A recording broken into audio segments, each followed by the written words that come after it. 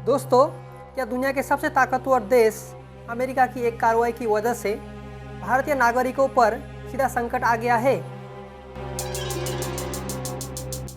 क्या खाड़ी के समंदर में अमेरिका के कड़े फैसलों की वजह से इन बेगुनाह भारतीय नौजवानों को अपनी जान गंवानी पड़ी है?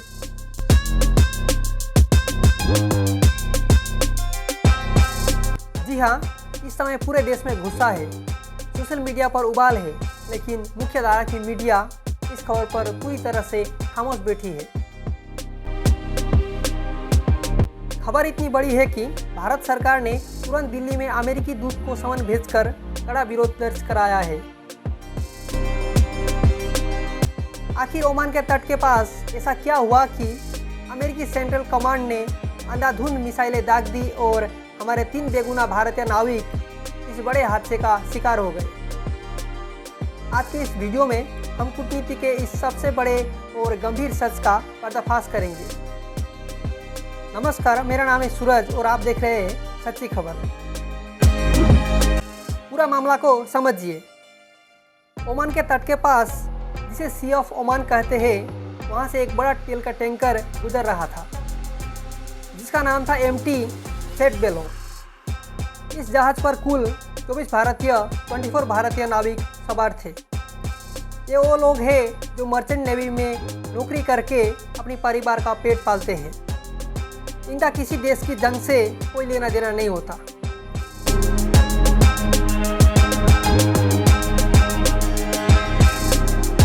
लेकिन तभी अचानक आसमान से मिसाइलें बरसती है। अमेरिकी वायुसेना का एक fighter jet F-18 super hornet उड़ता हुआ आता है और इस कमर्शियल जहाज के इंजन रूप पर एक के बाद एक कई मिसाइलें दाग देता है। जहाज में भयानक आग लग जाती है। ओमान की नौसेना की मदद से 21 भारतीयों को 21 भारतीयों को जैसे तैसे सुरक्षित बचा लिया जाता है। लेकिन हमारे 3 भारतीय भाई आदित्य शर्मा, शिवानंदा चौरसिया और पटनाला सुरेश इस हमले में अपनी जान गंवा देते हैं। और यह कोई पहली घटना नहीं थी। पिछले 4 दिनों में अमेरिका ने भारतीय क्रू वाले 3 अलग अलग जहाज़ों पर ऐसी कार्रवाई की है। अब सवाल उठता है कि अमेरिका ने ऐसा क्यों किया? क्या भारत से उसकी कोई दुश्मनी है? नहीं।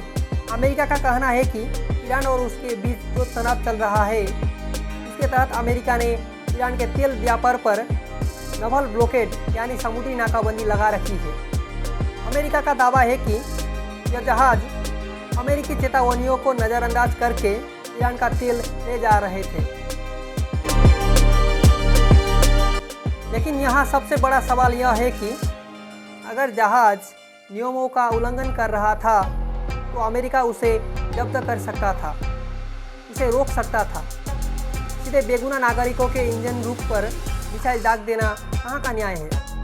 इसी बात को लेकर भारत के विदेश मंत्री डॉक्टर एस जयशंकर ने अमेरिकी विदेश मंत्री मार्को रूबियो को फोन घुमाया और बेहद सख्त शब्दों में चेतावनी दी है कि सिविलियन जहाज़ों पर ऐसा जानलेवा हमला भारत कभी भी बर्दाश्त नहीं करेगा। दोस्तों, ये घटना हमें सोचने पर मजबूर करती है। जब भी दुनिया के बड़े देशों जैसे अमेरिका, ईरान या इजराइल के बीच पावर स्ट्रगल होता है, तो उसकी कीमत हमेशा हमारे इन मेहनती और बेगुनाह वर्किंग क्लास लोगों को क्यों चुकानी पड़ती है? आदित्य शर्मा सिर्फ 23 साल का एक डेक कैडेट था जो मई में घर आने वाला था, लेकिन नौकरी के चक्कर में उसने 1 महीना और बढ़ा दिया और वो कभी भी घर वापस नहीं लौट पाया।